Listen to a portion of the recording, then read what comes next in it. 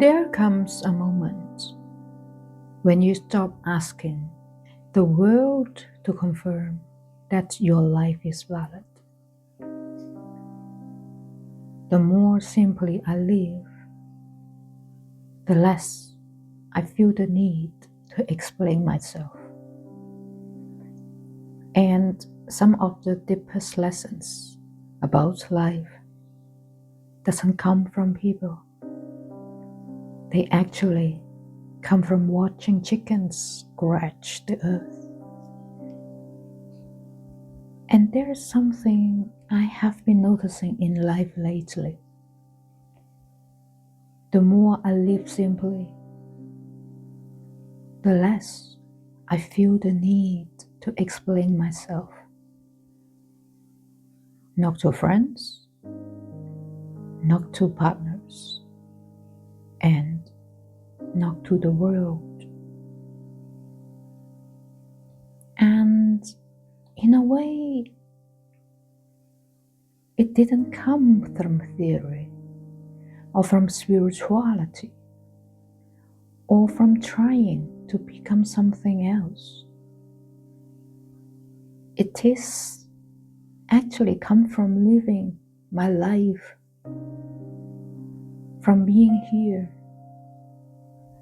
from pausing long enough to watch life unfold in its own rhythm. And today, I want to talk about grove living. It is about self-acceptance and what happens when we stop needing validation for a life that already feels very true.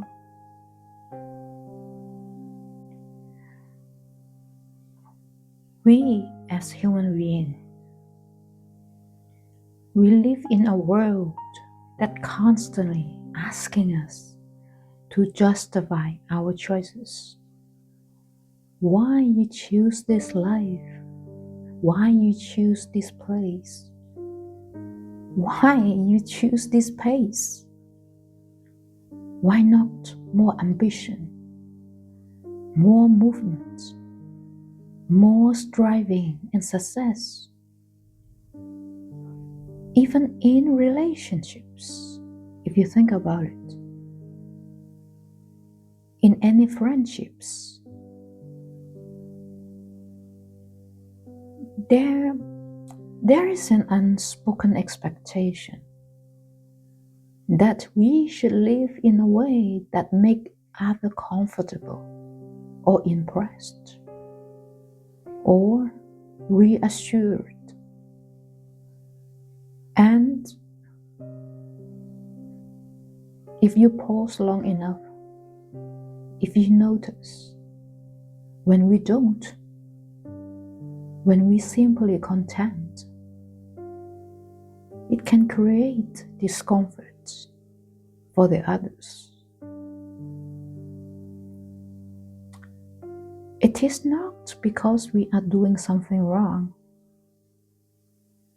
but I think the bottom line is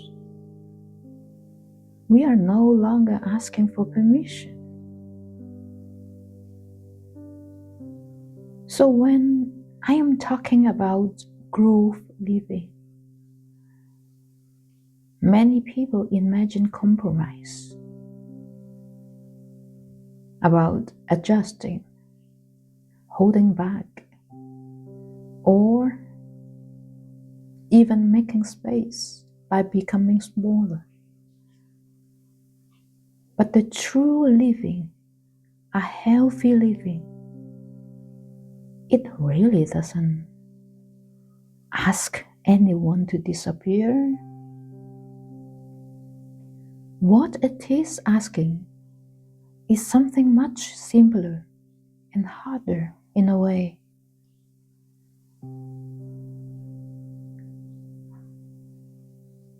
That it each person is allowed to live their life fully without needing the others to approve of it. So when not everyone has to like what you are doing, and not everyone has to resonate with your rhythm, there must be room.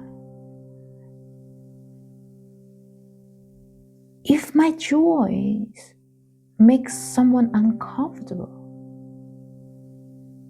and this discomfort is not a signal that I should dim my light, I think it is actually a signal something inside them is asking to be heard, to be faced, to be noticed. And I think it all comes down into the self-acceptance as our daily practice. The fact, self-acceptance, it is not a concept. It is not about affirmation. It is not even about saying I love me in the mirror. Self-acceptance, I think, is living a very ordinary moment every day. It is saying, there you go. This is how I live. This is what I value. And most importantly, this is what brings me peace. And I'm not translating it into something more impressive, to upgrading it into a productivity, or using a spiritual terms to corner it. And certainly, I will not apologize for it. And it is enough for me.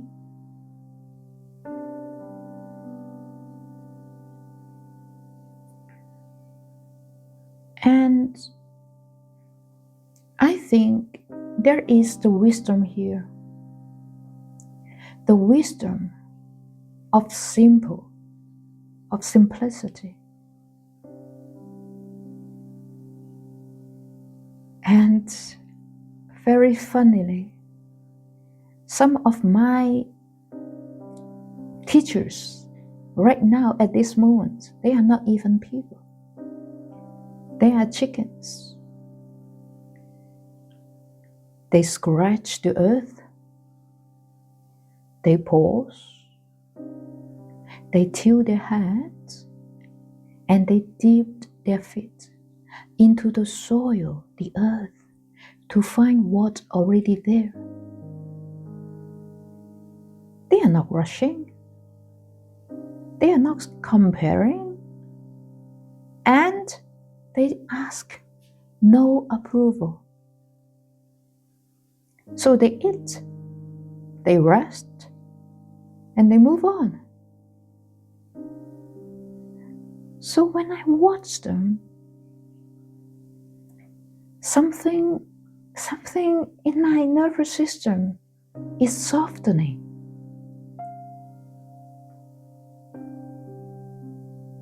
It is actually what life looks like when we are not performing for the others.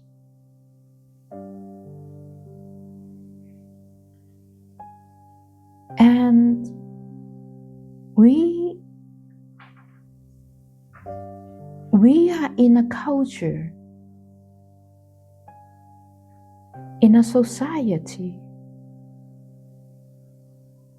they praise noise.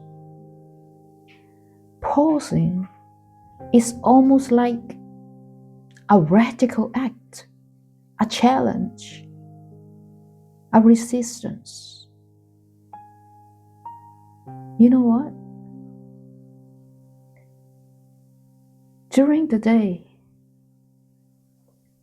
sometimes I just like sitting there, watching, breathing, and not doing anything for anyone.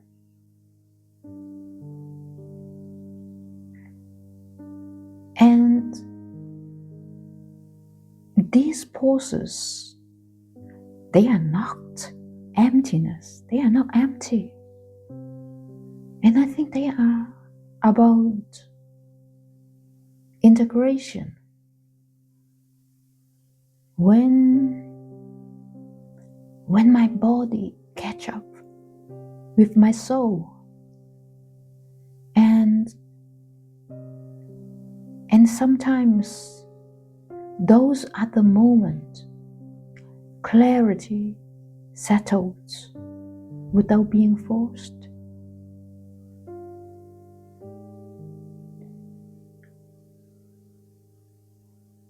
The message here is, I think, and I believe and I practice,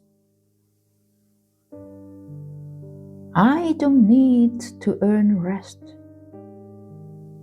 I don't need to explain my joy.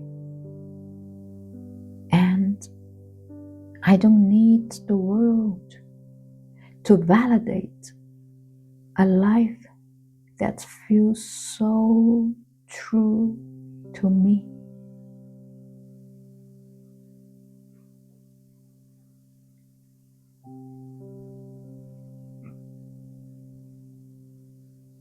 At the same time, those people, when they feel uncomfortable, they step away. Because we stop editing ourselves for their benefit. Sometimes they don't even say it. And no explanation. We simply stopped meeting where we were. And I think it doesn't really mean we felt disconnection. And I think it just means that this connection is less alive than where we are now. So even without the door slamming, the door can actually stay open. But at the same time, we don't need to stop living. We are not waiting for someone else to decide what to do. We just simply being authentic to ourselves, to what we are doing. And now, before we end this podcast, I want to share a poem that I have written in Mary Magdalene Speaks, titled Hermit, on page 124.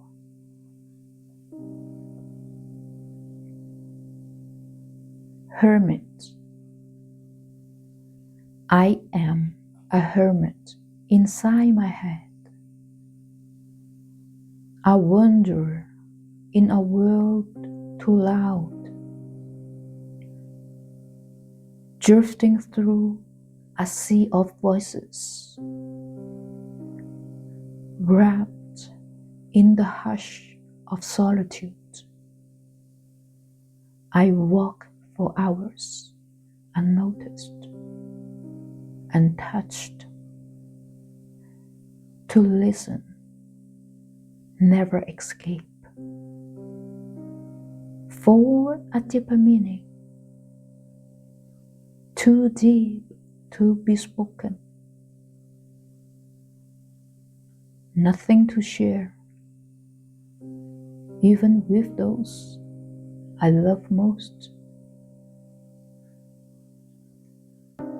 Invisible barrier,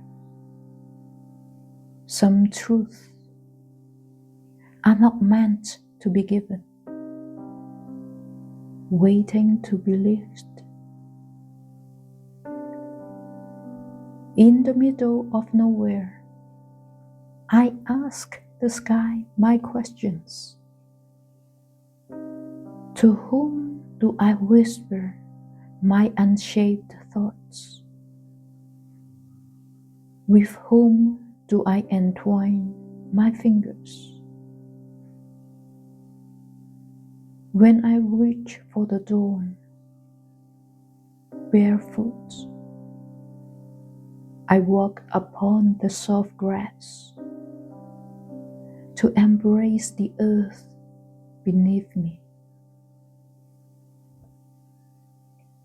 Her heartbeat was steady, ancient, knowing. She does not ask for words. She does not demand I be more than what is already embodied as I am. Countless presences around me, the quiet company, nodding heads. A white butterfly drifts by, effortless, unburdened, free.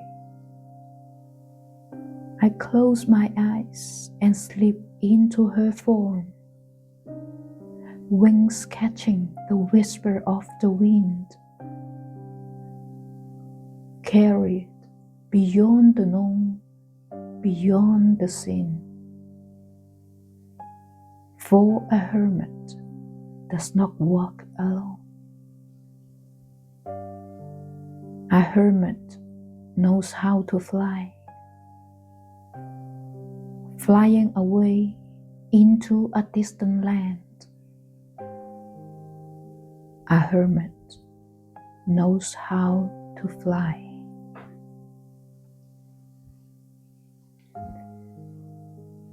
If you are listening to this end and you feel the same pull toward simplicity, toward pausing, toward living without justification, I wish you know that you are not alone. This way of living doesn't shout. We don't convince and we don't recruit. It is simply exist. And those that can walk beside us, they will. And those can't, cannot, they won't. So either way,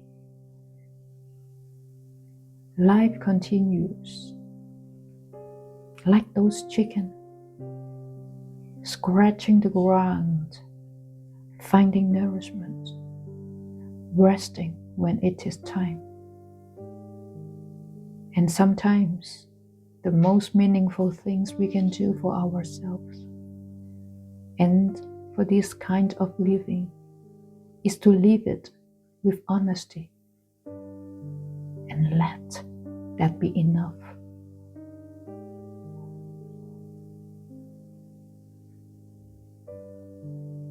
So please just let it settle. Life doesn't ask us to be loud, better, or more convincing. Sometimes we only need to pause, to watch,